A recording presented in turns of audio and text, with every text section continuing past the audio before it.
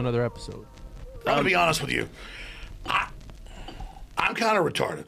That's all right. That's all right. Make sure to follow me on social media at the Juan on Juan podcast, TikTok, Instagram, Twitter, YouTube, wherever the reptilians are. And today we have ParanoidAmerican with us. What's up, bro? Hey, man. Thank you so much. Thank you for coming on, man. I thought you were new to podcasting, but you've been on some pretty good shows that I listen to and stuff. And I hadn't realized, we connected on Instagram. And I said, hey, fuck it. Why not? Let's just do an episode. Can you plug your stuff before we start? I like to plug people's stuff at the beginning. That way before people tune out. So, because I know you got some really good material on your website and you do some pretty cool stuff. So let the listeners know where they can find I'll try to limit it to just the highlights because otherwise I'll take up the whole podcast just listing all the projects that I'm working on. My company is called ParanoidAmerican. I've been self-publishing comics and games and music since about 2012. I was trying to get the company started before the world ended, and here we are, another 10 years later, we're still going strong. But my main flagship books that I think a lot of people like, one's called Time Samplers, and it's about musicians that were sort of raised in Project Monarch and MK Ultra, and now they're using time travel and analog synthesis to solve mysteries, and going back to 1913 formation of the Federal Reserve, checking out the sinking of the Titanic, going and meeting Nikola Tesla, Aleister Crowley, just all kinds of cool bouncing around in a very scattered way. And then I've got a little bit more of a serious book called Paranoid American History 101. And this is an anthology of stories that covers things like the Iran-Contra scandal, the Skull and Bones digging up the body of Geronimo and putting it into the tomb at Yale, all sorts of different, a little bit more serious topics. And then just as like an out there one, I also have a legit children's book that's registered at the Library of Congress, and it's got, a serial number, an ISBN and everything.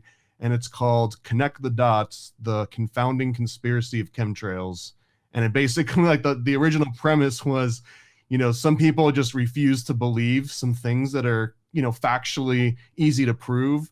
So originally it was kind of supposed to be this tongue-in-cheek satire of like, all right, if you're not going to believe me, let me talk to you like you're an elementary schooler and walk you through it. And then at some part in that process, it just turned into like a legitimate children's book series that I'm trying to see through to the end as like a fully fledged children's book with the full everything.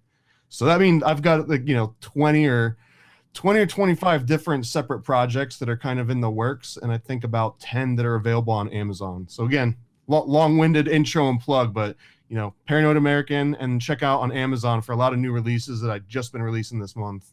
Yeah, and I'll post your links in the episode notes. But I think that's fucking awesome, dude. And you touch on a point there that a lot, like you said, a lot of people, they'll even refuse to believe history. It's history. You know what I mean? Like all this MK Ultra shit. It's not conspiracy. It's fact, where the government has done shady shit. And they still continue to do shady shit. But when you tell people this, there's been these psyops of discrediting, right, these movements. Like I think a lot of the QAnon stuff is bullshit. I don't think Donald Trump is our messiah. Maybe here in Florida, right? Because Paranoid American is a native Floridian as well. So, yeah, we got to talk about just some Florida banter in general. So, dude, I went to Celebration on Sunday for the little snow bullshit and all this stuff. And there was nobody wearing a mask. And did you talk to the manager immediately? Absolutely, I did, bro. So, and it just comes to show you that there are some people living in alternate realities at the moment. You have this reality that I believe in the law of attraction, and I believe that the world that we speak about and think about, that we can manifest and live in it. And the media is doing just that. They're painting this world where it's doom and gloom, right? The world was ending in 2012. I'm sure it was ending in the year 2000. I'm sure it was ending in the 70s. I'm sure it was ending in the 50s and 40s when all this shit was going down. But you clearly see it, bro. And one of the things that bothers me is I go on Reddit a lot, and there's some fucking weirdos on there that I've had on the podcast. Don't do that, man. That'll ruin your day. I've had some weirdos that I've had on the podcast.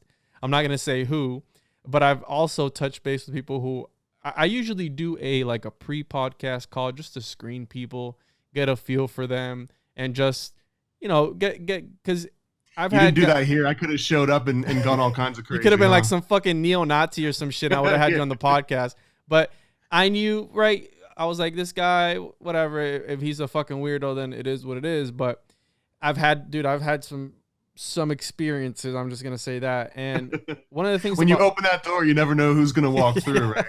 One of the things that really gets me on Reddit, right, for example, is you have the Herman Cain Awards, right, where it makes fun of people right. who die from COVID. And then they start another one of people who have died from the vaccine, but that gets taken down. And it's always they're pushing this narrative where it's like, okay, so it's obviously one-sided and whatever, but like in one of your books is the Sheeple, right, where they blindly follow the whatever they're told. It's like this embryotic like relationship with totalitarianism where they have to depend on the government to tell them what to do, when to do it, how the fuck to do it. It's pretty simple to explain. It's just very, very convenient, like it's inconvenient to resist and it's convenient to submit. And it's almost like energy or the flow of water or anything, things will travel in the path of least resistance. So that's just sort of the general rule of thumb.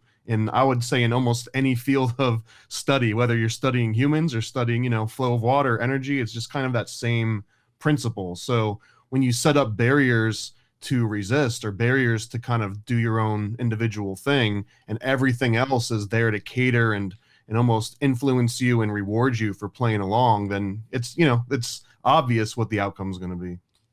And when has it ever in history been that the good guys were pushing shit on everybody else? It's never been that way. It's always been the bad guys pushing shit on people.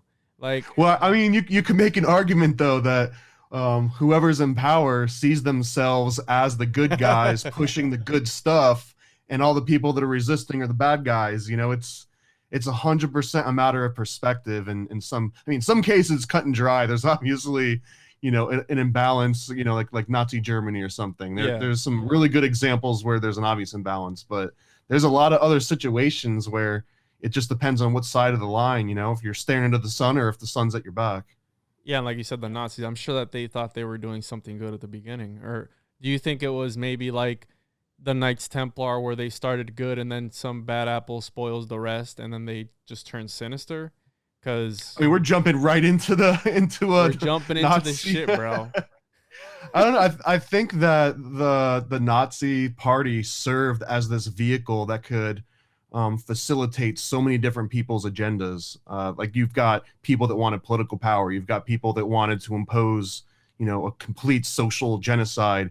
You had other people that wanted to use the vast resources to, march into the mountains of Tibet and get all sorts of occult knowledge and perhaps go to Antarctica and dig some underground bases and stuff. So, it was just this thing that was like, hey man, if this thing's rolling through, we can either get on board and use it for our advantage or it can roll over us. And you can extrapolate that to the US too. When World War II ended, the US essentially got to, inherit all the spoils of war. We got to inherit all the crazy research that was completely inhumane. And we sort of get to wipe our hands clean of it. But that was also sort of provided to be the entire boom of, technological and sort of economic progress in the States right after that. We directly, as a country, profited off of all of the horrible injustices of the Nazis. So I think it's all kind of related. It's, technically we fought them, but we also funded them. And we also used that machine to sort of, enact a whole lot of things. What's the old quote, never let a good tragedy go to waste. So who said that? George Bush? It wasn't George Bush. It might have been Colin Powell, although I'm just throwing names out. I might be wrong on that.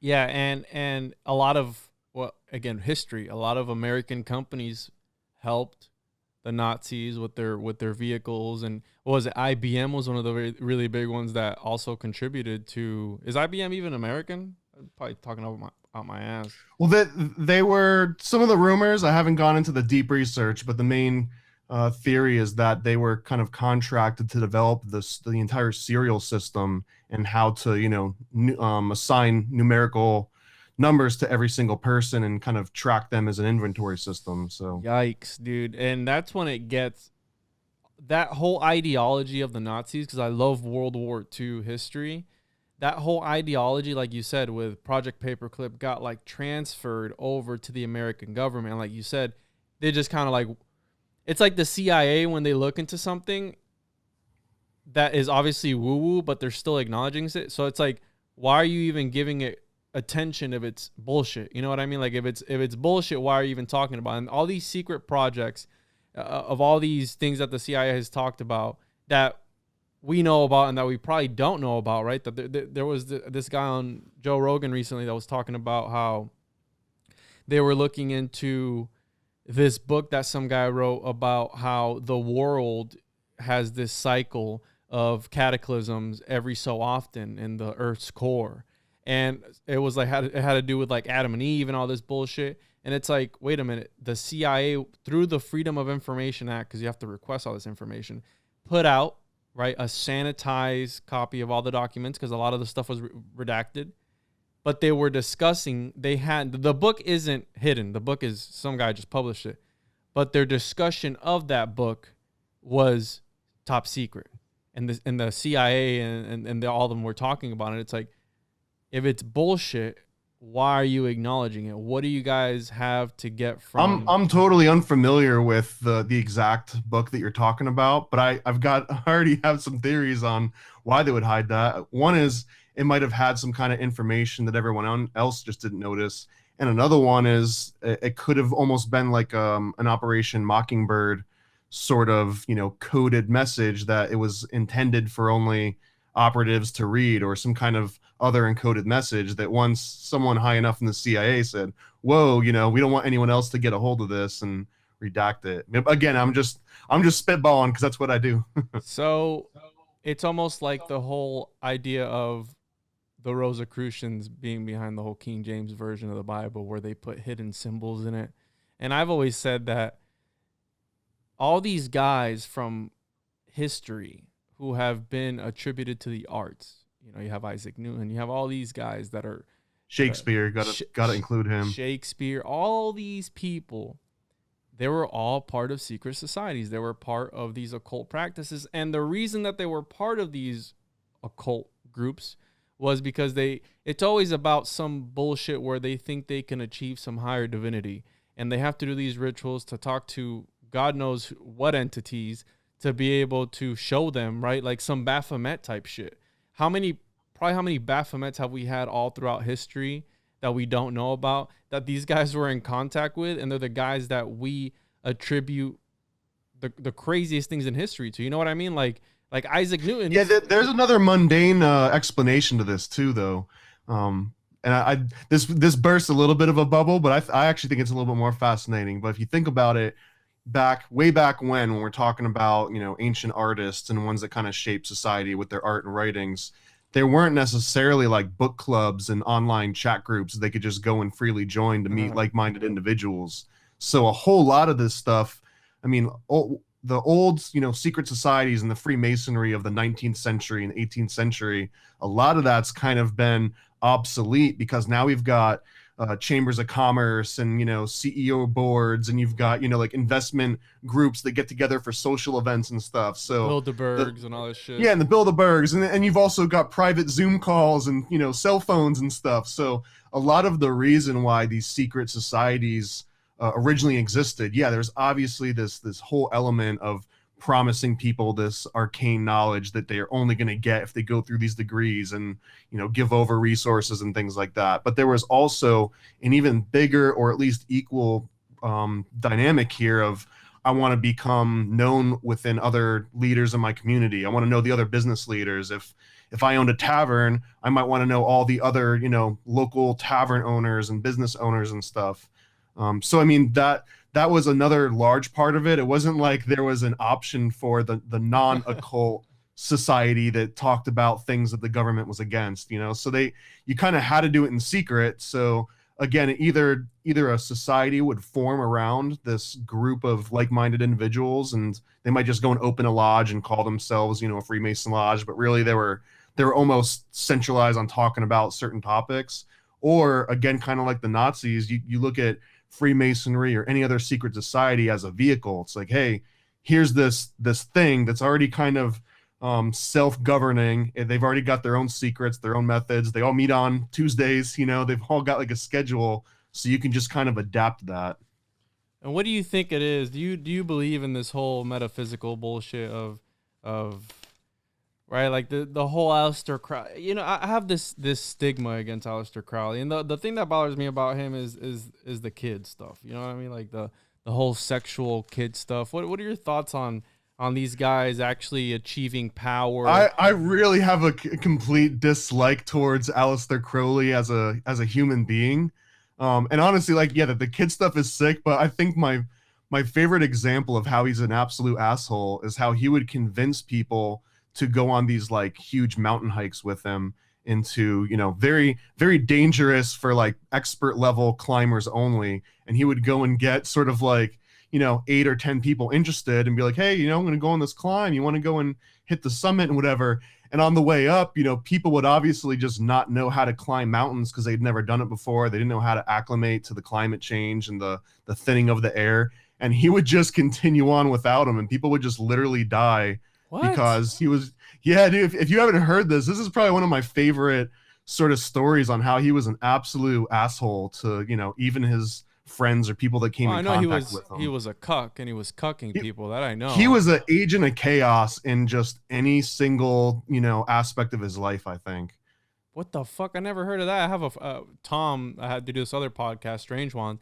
He's hardcore into, I call him Aleister Cuckley, and he never told me that shit. I didn't. He was like, what, probably sacrificing people to. So he has this like legendary lore about Aleister Crowley as the guy that summoned the alien lamb and wrote the Book of Law and essentially converted the sort of the co-masonry idea of Memphis and Mizraim, and that turned into the OTO. And then he also sort of took command of the Golden Dawn, and so he had his fingers in so many of these different pies. I think he was like the Nikola Tesla of, you know, occult of the time. Like he was just on some completely different level, and for good or bad, he like just connected with it. He understood it inherently, the whole idea of chaos magic, the same way Nikola Tesla just understood how energy worked somehow. And to this day, we're still trying to figure it out. But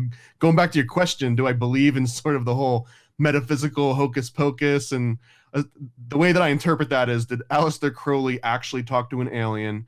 Did the alien actually communicate some sort of secret knowledge to him? No. I mean, if you're asking me yes or no, I don't necessarily think so, but I 100% think that the concept of chaos magic and sort of putting energy into motion and intent, I think it's really usually about intent. I mean, that can have an impact, but I don't think chaos magic thing, right? It's like it doesn't work in a vacuum, though. It relies on a system of energy. So that system could be society, or could be, you know, the small clique at work or the lunchroom table. But once you can sort of identify a system of energy, absolutely you can introduce chaos in that system. And essentially what they would consider magic is just putting your intent. And I mean, I don't know if I would call it magic, but I think it's the same thing that he wrote about and what a lot of people talk about when they talk about chaos magic. And now that I think of it, Lamb kind of looks like, I have that poster of Alex Gray. I forgot the name. Oh, yeah.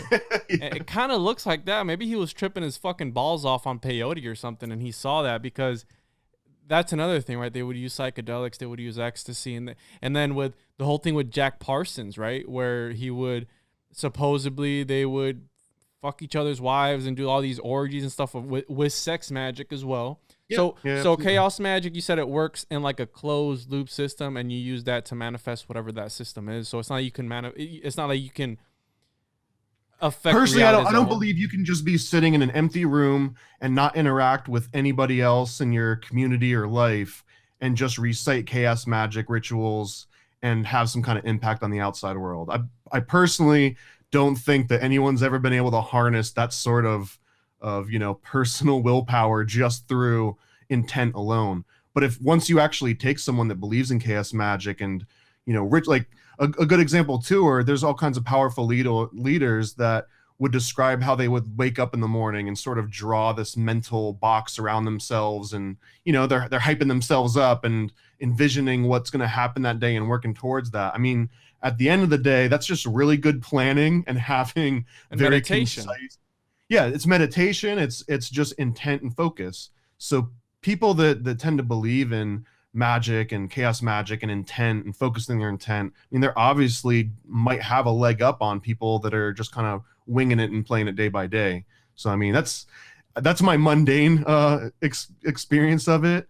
So I'm not 100% materialist person. Like I don't think that everything's just communicated in terms of atoms and either the energy's moving or it's not, in life and death. I think there might be some extra part to it, but I don't know if Aleister Crowley or the Golden Dawn or the Rosicrucians even necessarily had some magic information. And in fact, I really, really believe that the key secret of every secret society back through the Cult of Mithra and perhaps before, it was just always the ability to have a really good sales pitch and convince people that you had this crazy knowledge and you can levitate and I can generate riches and things like that. And if you know how to do that, you've unlocked one of the secrets of the universe in my mind. Yeah, it's that's like almost like a nihilistic point of view. Like we are just well, me for one, like I said, I believe in the law of attraction, and the reason being because the whole observer effect. If you look at just quantum physics, just anything that has to do with quantum physics is fucking unexplainable. You know what I mean? Like, so that's why I feel that there is maybe more to what meets the eye, because like I said, the observer effect, when you look at an atom, it acts differently when you're not fucking looking at it. And if you're ever able to figure that out, you get a fucking Nobel Peace Prize. And it's... Yeah, you're talking about the concept of like collapsing functions, essentially. Well, like being able... Because like the double slit experiment is the one that everyone always goes to, so that if you're not looking at it, it goes through both slits. And if you are looking at it, it goes through one or the other.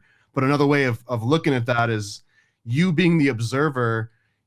It's like it's really abstract, but if you have like a mathematical function, x2 plus y2 equals z2, if you were to just know that function existed and you knew what the input and output were, like you understand that it could be one or the other, and there's kind of like, as you calculate that function, the actual product kind of goes through changes until you get to the final result. So there, in my mind, there might be some aspect of that where like we're a human and you're observing it. So like your existence forces it to only be one thing or the other. Like we're a very, we're based in duality. Our bodies are basically constructed out of symmetry. We're just, duality is inherent in our biological nature. So there might be some aspect where just our brains and our senses aren't capable of, knowing about that third option or that like influx state. So I always tend to think that all that, like the double slit experiment and the quantum physics, that might just be based on human perception, and it might be missing, the forest for the trees in a way. Yeah, and you touched on something that, like Pythagoras, the Pythagoreans, they thought that everything was numbers, right? That we didn't create mathematics, we just discovered it, and it's the language of the universe, if you will, right? Where the music of the spheres, yes. And more specifically, it was about ratios more so than math. I think it was just being in balance and being in harmony, and knowing about intervals on how to go from one step to the next, and that's how our whole concept of tones and semitones came out in music. And I would just throw out, just as a kind of like a nerd fact here, I think the main responsibility for viewing the entire universe as numbers, I think, was Galileo, where he kind of proposed that everything could be broken down into into quantity as opposed to quality. So that's one of my favorite topics, actually. Quantitative and qualitative, like the whole thing with you talked about, like the dissimilarities and things. That's the duad, then you have the monad, and you have the triad, and all these things. And Galileo was the one where he was ruled a heretic for believing that the Earth revolved around the sun, right? For the longest time. Correct. And the fucking church among a lot of other crazy ideas that he had. Yeah. What other ideas did he have? I'm not familiar. What else did he believe that was? I know Edmund Halley talked Well, I about. mean, essentially any scientific principle back then that went against the Sure. general consensus of the interpretation of the Bible was deemed heresy. So take your pick at any modern scientific principle. I mean, you could throw a dart at a science book, and that would have been something that Galileo was sort of pointed out for. So, but this it just brings me back to that quote. I think it was in Game of Thrones where it's like, when you cut a man's tongue out, you're not fearing.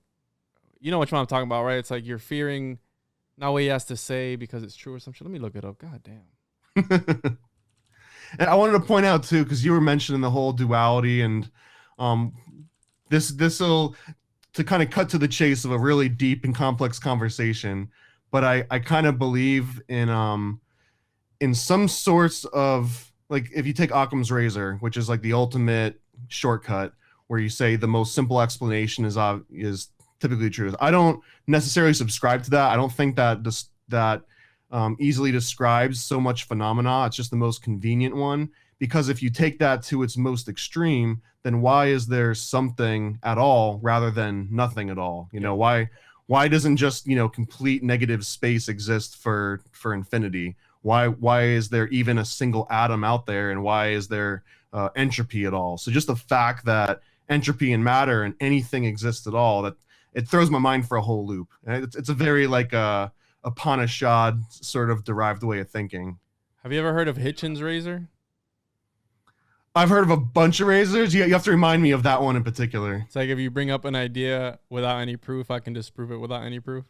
I like that rule. I learned that the other day. I had my buddy Jeffrey Davis on the podcast, and we were talking about religion and bullshit. And he brought it up. He's like, Hitchens' razor. I was like, did you mean Occam's razor? He's like, no, Hitchens. And then he explained it, and I was like, holy shit, I learned something new today.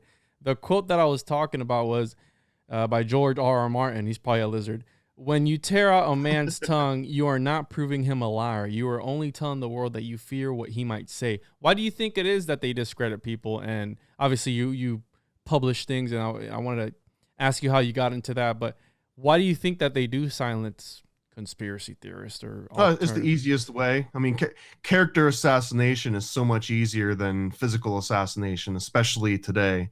It might have been different, like a few hundred years ago. Type of thing? Yeah, I mean, but if you think like 200 years ago, if you could just pull a dude into an alley and stab him and walk away, and there was no forensics and no cameras or anything, and I mean, it might have just been easier to go that route, very, Shakespearean sort of, way of taking someone out. But now, why not just, basically degrade their character and make them a non, person non grata, so that not only will nobody want to repeat what they said, but no one wants to associate with them, and it almost serves as like this living example, and they don't become a martyr, right? They don't get to become like a cool little t-shirt design that says RNP, remember forever. They're just that like sad dude that doesn't have any followers on social media, therefore he's even more of a loser. It's got like this self sort of perpetuating curse that gets put on him, I think. Do you think Alex Jones is controlled opposition? I don't know, man. That one's hard. My favorite way to consider Alex Jones, because I was a huge fan back in it. Like I when I was in the military in Texas, like listening to him on the radio, because it was like the local radio show kind of thing. But I will say that the only way that I can come to terms in my own mind without feeling like either a rube or sort of like an enabler is that he is like the ultimate warrior WWF character of the conspiracy world. I mean, and I know that he tried to portray that almost as a way to like get out of some of the more inflammatory things he said, specifically about like the school shootings and stuff, where he's like, no one believes me. Everyone thinks that I'm this over the top guy. I do tend to believe that. I do think that he's definitely over the top. When it comes to controlled opposition, I'll definitely say that there's a lot of topics that he just doesn't talk about, period. Which is weird to me, because it seems like almost nothing is off limits for him, but there are certain things that he won't talk about. He talked about I don't like them putting chemicals in the water that turn the friggin' frogs gay. Talked about the frogs. You don't think that's fucking important, bro? No, frogs? I think that's true 100%. And honestly, a lot of conspiracy theories and even misinformation agents, the trick, which is the oldest quote in the book, is, but you always want to contain a nugget of truth. to sort of slip in all the other, untruths and misinformation. So there's always some element of real, like here's one that I like to go to, and I don't know, I really don't think this was an intentional act of misinformation, but it's one that it's like my pet peeve. And this was when Alex Jones broke into Bohemian Grove with the other documentary guy. And if you ever seen the interview where he talks about that whole process and leading up to it and the aftermath, it's definitely worth looking up. But Alex Jones mistakenly called this big owl statue Moloch, I guess. And now it's almost like embedded in conspiracy of lore that owl is Moloch, when it very much is not Moloch. If anything, it's probably Minerva, or the Owl of Minerva, because it related to the owl that was in their logo that talked about basically they can see at night, and they're associated with like arcane knowledge. Usually like the Bohemian Grove logo would be an owl standing on like a book. So there was this whole owl mythology that's interesting in its own right and talks about Greek mythology and everything, but because Alex Jones in one video called it Moloch, now whenever someone sees an owl online, if you go into like a Reddit conspiracy forum or something and someone posts a picture of an owl, they're like, oh, it's Moloch. So like Drake, bro, his logo is like a little owl. So is he fucking but I mean that's legit. That was an actual symbol for Minerva and maybe even the cult of Illuminati and even Bohemian Grove. I mean, it's actually the mascot. It just wasn't Moloch, this bull god that they would sacrifice children to. I think that was kind of conflated because of the cremation of care. So it's like, oh, there's this big statue of an animal and someone being sacrificed in front of it, therefore it has to be the god of Moloch. Yeah, because they're lighting them on fire, so it's like and the only reason I'm even bringing this up and being so specific is that it's just an example of just the wild inaccurate statement and misinformation that can come from him and make really big impacts. I mean, again, 20, 30 years later, people still are convinced that an owl is the same thing as Moloch. Yeah, I've said that before on the podcast. But then I've heard... I'll write you a nasty letter if I hear it. Like you're totally wrong. It's an fucking owl bullshit. And a bull and Minerva, and you're getting your pantheons mixed up.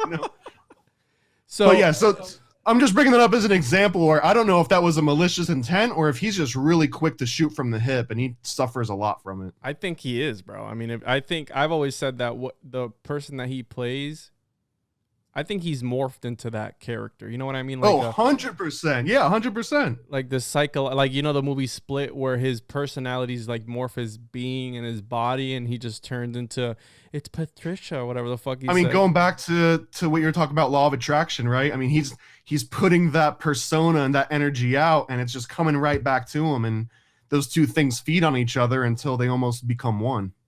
It makes me think of, I listened to a lot of Manly P. Hall, and I want to get your thoughts on Manly P. Hall.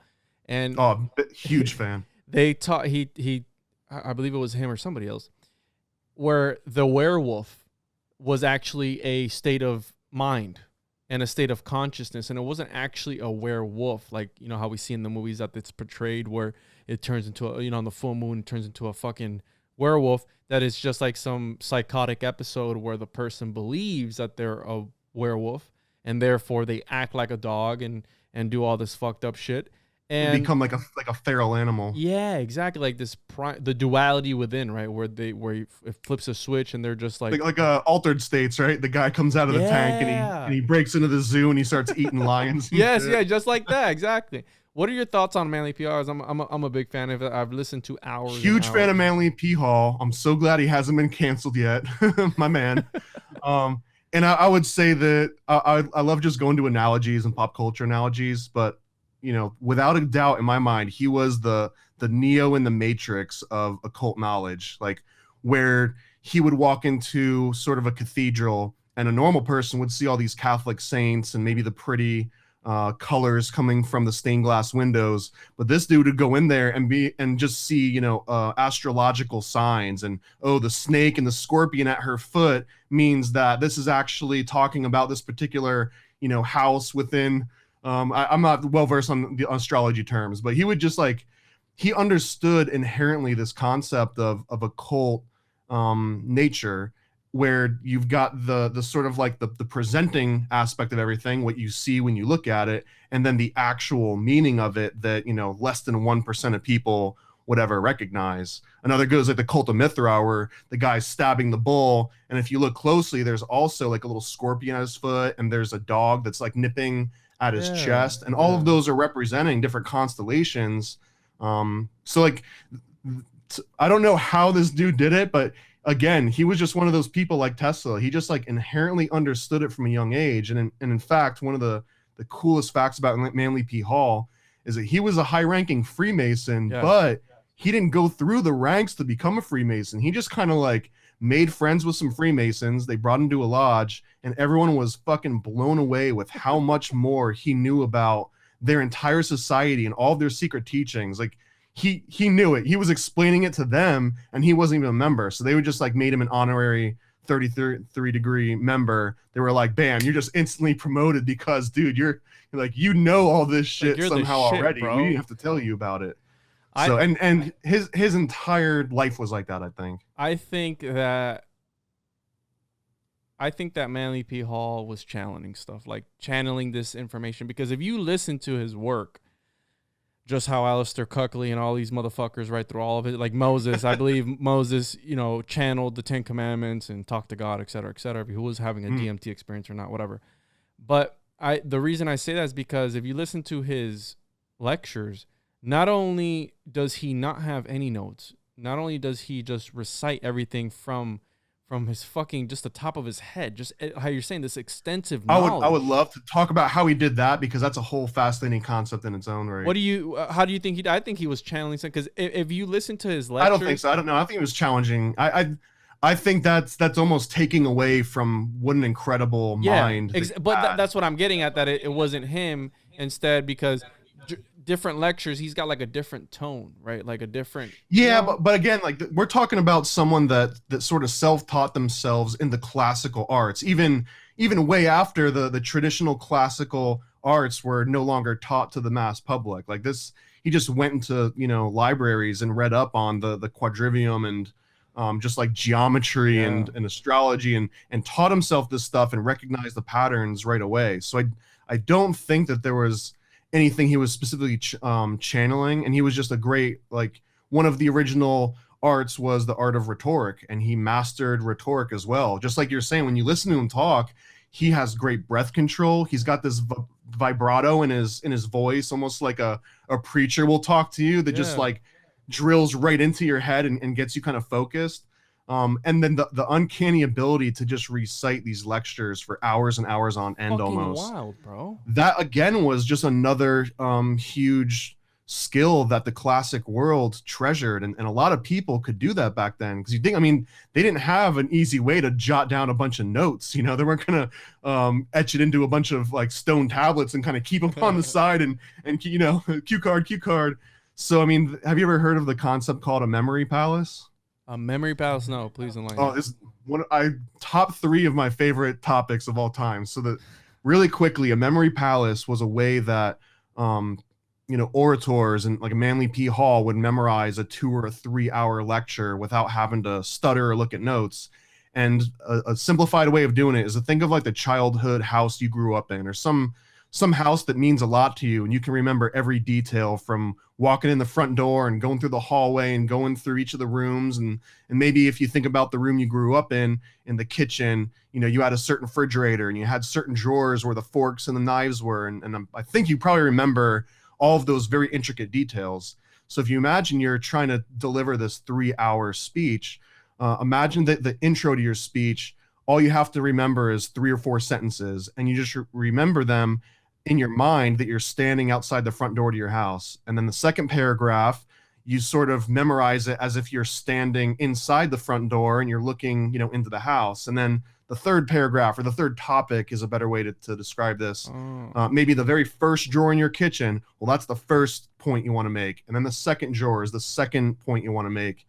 And you can just do this. And a lot of these guys would go and just kind of memorize landscapes and memorize these really impressive cathedrals and sort of temples that they would go to. And each of those really striking places, they would turn into what you would call a memory palace in their mind, and they would use those things to memorize, long speeches or facts that would have been hard to otherwise kind of retain if you just try to use, memorization and just repeating it over and over. So something about that was lost throughout time. But this was, you can still do this now, but it's just kind of a lost art because everyone's got everything written down on their phone. Bro, you just blew my fucking mind, bro. I did not know about that, but that is fucking. Yeah, there's a book called The Art of Memory by Francis Yates, I believe. That if that even sounds somewhat interesting to you, I can't recommend that book enough. It's one of the most amazing. I think it's Francis Yates, The Art of Memory. Francis Bacon. And he describes how, and this is an older book. I think it was in the 70s. But he's writing about almost the origins of where this concept of memory palace came from, and all the different iterations that it developed from over time, going back to, the most ancient records that we've got.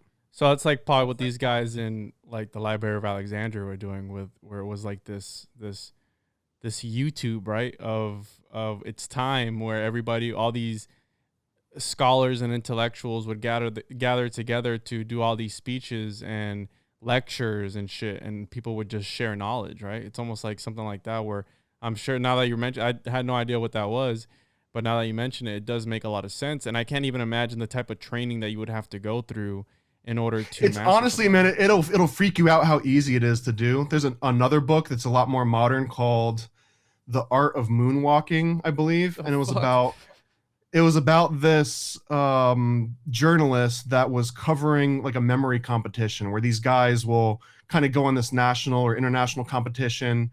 And one of the examples, they'll take like 5 decks of cards and just shuffle them all together, and they'll show them each card in this huge stack of, deck. And they have to recite back every single card in the exact order that they were shown, like almost immediately after seeing it. But this guy goes to figure out how they do it and write, and he himself ends up learning the techniques and becoming like one of the top, memory experts in the world, just because, again, it's not that hard of a trick to teach yourself, and it's amazing, like how much information you can retain and how kind of cool the techniques are.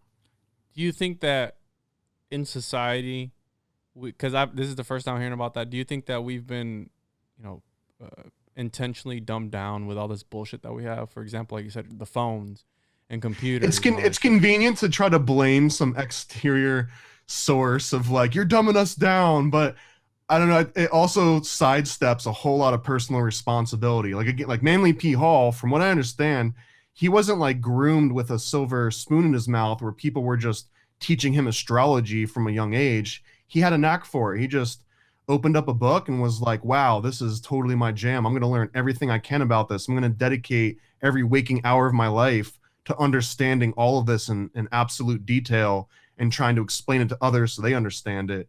Actually, it's a different kind of person that does that versus a person that, wakes up and just checks their social media and, kind of posts their lunch and stuff like that. I do that too, right? I check my social media and post my lunch, but I'm definitely not a Manly Palmer Hall, not even close to it. Yeah, man. And just the stuff that he talks about. And I always said this, I said, how the fuck is it the secret teaching of all ages if you fucking wrote a book about it? Doesn't that make it not secret anymore? Do you know what I mean? No, like one of the famous quotes from the Freemasons is that they're not necessarily a secret society. They are a society that has secrets.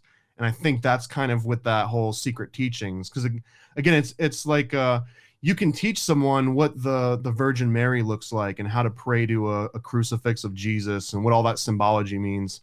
But for Manly Palmer Hall to come in and be like, well, actually, he's on the cross because it's representative of the equinox, and he is the literal sun in the sky that's the material passing through, world and like, all this shit. Yeah, like we're both, like, two people are both seeing the same thing, and you can spend your entire life in theology understanding the theological idea of Christ, or you can spend your whole life of studying the occult arts and interpret all as astrology, or you can be a fundamentalist and interpret it all as 100% literal, all the way down to the talking snake and everything. So it's hard to say like who's right in that regard, except I'd say Manly Palmer Hall is the one that's right. Because it's always, I've always said this, where at the end of the day, we're all just walking thoughts. You know what I mean? Like I'm a walking thought, your thoughts, and we just collide with each other. And that's essentially what all these conflicts are about. I don't like the way that you think. You don't like the way that I think. So we clash. And it's like this weird, you know what I mean? Like it's like this weird, I don't want to say. Well, like, again, it's a duality thing Yeah. where we're hardwired to have a me against that, or just an A versus B. And, you know, I don't know if we can ever truly escape it, again, because of these symmetrical bodies that we're in.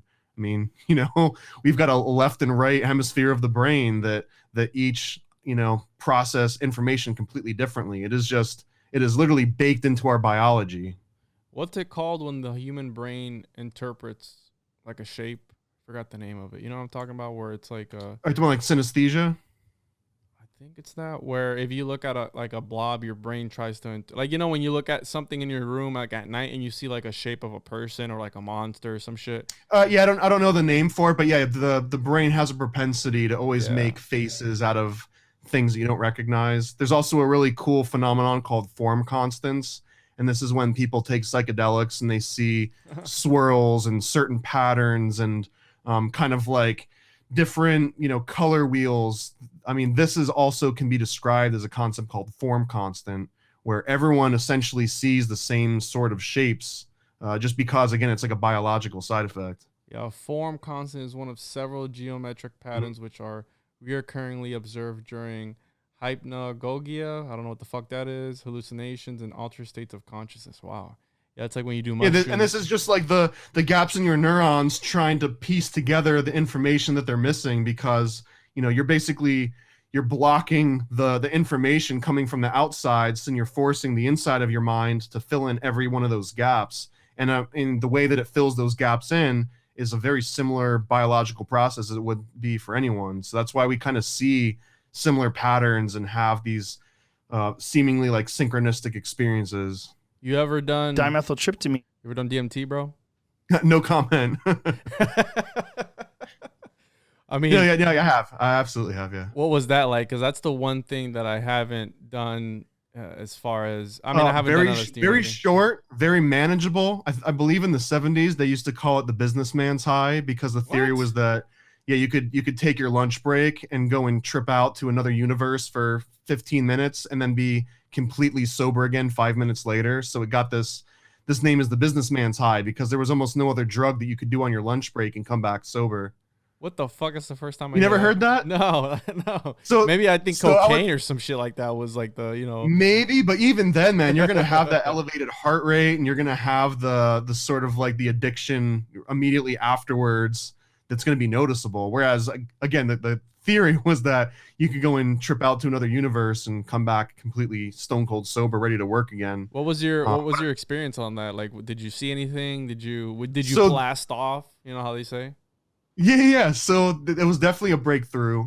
And the one thing that I would say is unique about it is that almost every other experience that you can go on, usually when you try to really focus on the hallucinations you're seeing or the patterns, they sort of just like, it's a big cloud of smoke. The more you try to focus on it, it just kind of dissipates, and you can't like pin it down. Or if, you know, you're tripping on acid and you want to like draw what you're seeing, the second you try to draw it, it's like changing shape, and it's very abstract and nebulous when you try to translate it into like the physical world of, you know, math and shapes. But with DMT, it's like magical, where you can zoom all the way in, an infinite resolution. Like you've got this microscope that can just keep zooming in and in and in on that pattern that you were seeing, and looking, you know, and deciding to like, well, I'm going to look over here to the left and actually like see the pattern repeat in like a logical way, and you can kind of go towards it. So in that way, it's almost like lucid dreaming, where you've got a lot more control over the experience, and you're also a lot more cognizant of it. Like you realize,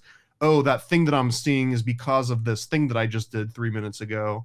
And because you've got that lucidity, I don't know, it feels like you're a lot more in control of it. So you think it's bullshit of people talking about how DMT is like the answer to break out of the matrix, because you look up and you see the dome and all this stuff?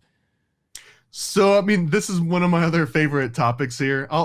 In short, yeah, I'll actually say, yeah, I do think that it is a way to break out of the matrix, but it's not through ordering it from Germany with Bitcoin on the dark web, and it shows up and you pop in the Pink Floyd's The Wall and, you know, think that you're going to have some kind of mystical experience. I think it's more that if you go back to like the cult of Demeter and the illusion mysteries or the Eleusinian mysteries, where they would have people, you know, basically fast themselves for days, and they would come from all over the world. And essentially, in my opinion, it culminated in like a big laser light show where everyone took acid and saw, you know, the Greeks, the originators and the masters of theater. Imagine going and seeing the masters and creators of theater put on the best, you know, laser light show, theater show for you while you're tripping on acid in this underground cavern with, oh my God, that's, you know, King so-and-so over there. And oh my God, that's that, you know, that royal noble dude. And they're here with us common people. So imagine you're in that sort of an environment. Right now, yeah, you're tripping your balls off, and, you know, you're surrounded and you're seeing colors and lights and maybe sounds that you've never heard before, because again, they've got like all these huge symbols and ways to replicate lightning and things. So, I mean, imagine being in that sort of a situation, having your mind blown, tripping out. Absolutely. You're going to come back from that like, man, there's this whole other dimension and world of experiences outside of what I even knew was possible.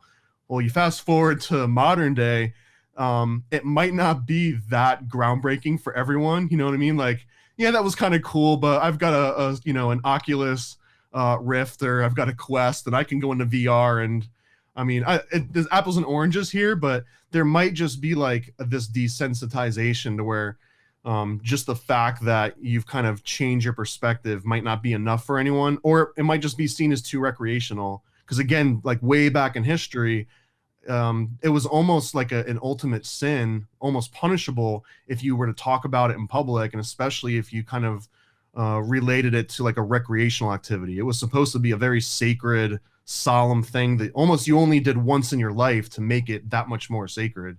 Yeah, it's funny you bring up the Oculus, because I get the Oculus Quest tomorrow, the Quest 2, and this is the first time I ever have like a VR headset or whatever, and my friends are telling me they're like, dude, this is the craziest shit ever. This thing is like you're actually there, and and the reason I got it is because I'm into crypto, and I think that Facebook is going to come out and say, hey, we're going to start doing NFT bullshit on here. And, you know the hype behind that. As soon as they come out with that, I think everybody's going to start jumping on that bandwagon. So I got it because I think it's cool as fuck, but then I got it because hoping that Facebook will come out, with the whole metaverse bullshit. Well, you don't need a VR helmet to get into NFTs. No, I know that, but I'm just saying that's where it's going, right? Like this whole video game world where, play to earn and all this stuff. And I haven't done an episode yet on cryptocurrencies. I'm planning with a friend of mine who's really deep into crypto, and to talk about it, because I think that's where we're headed towards, like literally the Matrix, where people are selling fucking digital real estate right now, bro, for millions of dollars, and they're comparing it to buying land in New York like in the 1800s or whatever, and it's like, why do we give so much power, well, from a fiat currency point of view, to these things that you can't even ever touch? You know what I mean? Like, it's like this weird fucking humanistic thing where we just jump on this hype I think train. One of the answers to that is that it presents you a way to own and live in a way that you can't in your real life, so it's like Ready Player One, or what's that one movie? Or it's a great example. Ready Player One. Like you're living in a big trailer park that's run down, and it's like a 400 square foot trailer you're sharing with 5 other people. But the second you put that VR helmet on, you live in this big mansion all by yourself, and you've got a Ferrari and everything. And at a certain, right now none of that's true, because you can feel the sweat accumulating under your eyes as you're wearing the headset, and you'll stub your toe on something, or you'll reach out and smack something with your hands. It brings you right out of the immersion. But we're in the very Wild West beginning stage of this. There'll probably be a certain point when you can stimulate all of your senses to actually make you think that you're in that place. And it's not hard to let your brain just let go and be like, okay, I'm in that place. People get hypnotized on stage just from idiots swinging clocks and snapping their fingers in front of them. So imagine you incorporate all the different senses, olfactory glands, your vision, your hearing, the haptic feedback, where you can actually feel things affecting you. once all that's in play, I mean, hypnotists never stood a chance compared to what we can do with these headsets, I think. And on the topic of simulation, it's like what Elon Musk was saying, that eventually, right, there's a possibility that we're in some computer simulation, whatever, like the Matrix. But what really gets me about that whole thing with Elon Musk, and I have mixed feelings about Elon Musk, like with, ever since like the whole Bitcoin thing that he did, I think he's a fucking asshole. How is that the thing that Bro, puts him over the edge? It just like because he manipulates a new currency. Yeah, the reason it got me was because I thought he was, for the people. That was my whole thing. I said this guy's different. Yeah, well, that's on you. He's not a reptile. I had fucking pre-ordered the Cybertruck. I was like balls deep in Elon Musk. I'm like, fuck yeah, Elon Musk, let's go. And then he starts doing this shady shit with, manipulating the markets and all this other bullshit. And that just like kind of turned me off to him. And I go, this guy is just like all of them. They're just playing this game that they created. So I'm not going to stand up for Elon Musk here, but I'll say that I do think that he's different in that he's just the ultimate rich kid that wants to play with his toys. Aleister Crowley. I don't know if anyone has enough money to exert influence over Elon Musk to where they'll force him to do something he doesn't want to do. Maybe he's got reptilian overlords. Dude. And they've got him in a trance. But I mean, like the example of the whole Boring Company, and where he wanted to make these underground, pathways and quick ways to get around different places in downtown LA. And they ask him, like, why of all the places in the country, would you do it in LA here by sort of the coast, and you've got a battle with the sea level and everything?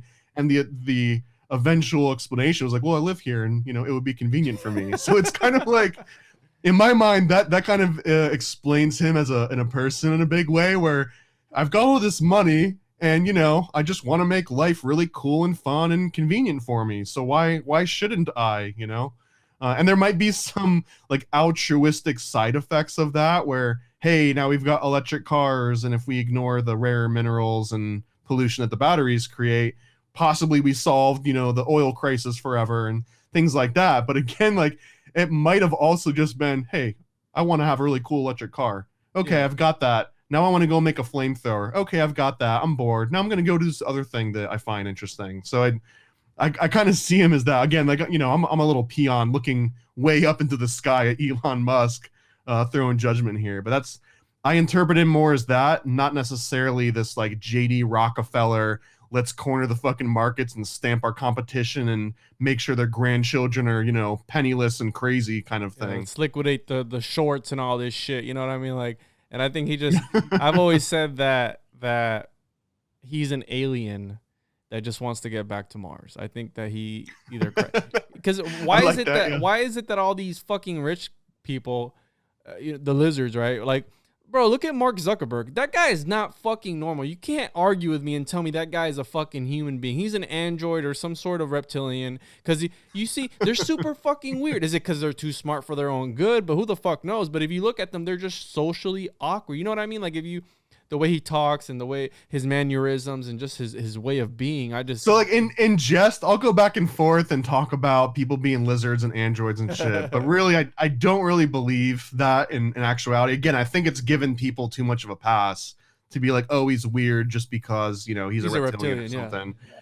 I mean, honestly, I would think that at this point, reptilians and aliens would know how to become social butterflies and manipulate us in the best ways possible. They wouldn't stand out like sore fucking thumbs, like like yeah. So I don't know. I honestly think that he just has existed in this bubble of just immense wealth and power. I don't remember how old he was when he basically had more power than the president. So it's like 20 something years old when he fucking made. Like, what would that do to you as a person? It seems like you would just stop developing, period, at that point, because now every person around you is just going to always be a yes man. I mean, who's going to be the dude that's like, yeah, Mark, that was a shitty idea. You know what I mean? Yeah. Like, no one wants to lose that job that high up in the company for something so stupid as pointing out, how socially awkward your boss is. Or, hey, man, maybe you shouldn't be the one shooting this Flagship commercial for headsets looking like an absolute alien. Maybe fucking we could idiot. Yeah. hire like an actor or some, like someone that would make it more appealing, not like, oh man, if I put that on, I'm gonna turn into a robot. Yeah, like the new meme that I saw was with the stupid haircut that Elon Musk has, and it was like, this is the haircut of not being told no or some shit like that, like ever in your life. Like that's not a good really idea. Good way of like, bro, you look like a fucking idiot with that haircut. You know what I mean? Or like, bro, again, with enough money and resources, man, like you're the wrong one. Seriously. Yeah, exactly. No, and you're absolutely right. And what the whole thing with Elon, when they did the B word convention with that other fucking weirdo, what's his name from Twitter? He just stepped down. It's slipping my mind. You know, the CEO of Twitter. You know what I'm Jack talking Dorsey. about. Jack Dorsey. When they did that whole convention, the thing that really like stood out to me was when Elon was talking about how, you know, Bitcoin going up and down, right, volatility and all that stuff.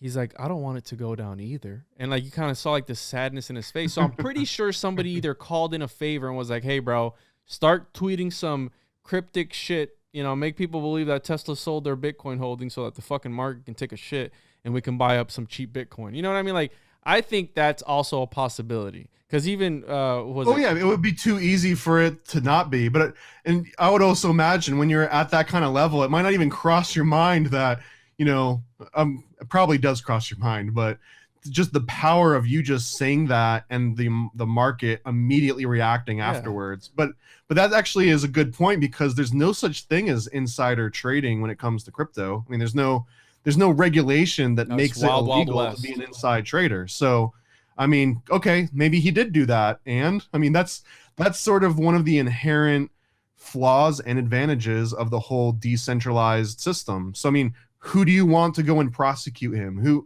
Who's supposed to be the authority that goes and penalizes him for insider trading? That's what we're trying to get rid of with cryptocurrencies. And then we fucking complain about when this fucking cuck tweets something out and it crashes the markets. You know what I mean? So it's like this paradox of that's that unbridled sort of market. If you believe that it's fully unregulated and there's not some kind of like overlord botnets in China and the US that are, you know, forcing it, or that there's a small handful of whales that actually get to, you know, determine the overall flow of money and kind of, but again, you know, there's no insider trading laws, there's no regulation. So it's, you know, you can't fault them for working that way, since that's how the sort of system was made. And there's either going to be some kind of solution that comes from that, or it's all going to collapse on itself and Bitcoin 2 comes out, or everyone switches to Ethereum or Litecoin or something else. Who knows? Yeah, and the reason I say that it's super shady that he was doing that was because ever since then, bro, he hasn't really tweeted anything about Doge or any cryptocurrency. He's just been kind of, you know what I mean? Like, he's been kind of like on the DL. He stuck his hand on the burner. Maybe he'll realize not to stick it back on there again. Who knows? Possibly. But yeah, fuck Elon Musk. Anyways, dude, I think this conversation was fucking awesome. Like I always say, did a conversation really happen if it wasn't on a podcast? I don't fucking think so. How they say, if a tree falls in the wood, did it really fall in the, you know what I mean? Did it really fucking fall? But I appreciate you coming on, man. I'd like to have you on again. And one more time for the listeners, where can they find your work? And I'll put your link in the description. Yeah, ParanoidAmerican.com. That's where you can find, you know, a bunch of samples. You go on Amazon right now and just search Paranoid American. You'll find maybe 8 to 10 of our books. And the only social media that I even slightly engage with is Instagram. And on there, it's also Paranoid American. Awesome, dude. And I want to thank you again for coming on, dude. I had a great time, and I think we touched on a lot of my favorite subjects, and we talked about a lot of fucking shit. Yeah, this was cool, man. We got to touch on a bunch of topics that I wasn't expecting to. So yeah, dude, I appreciate it, man. Thank you.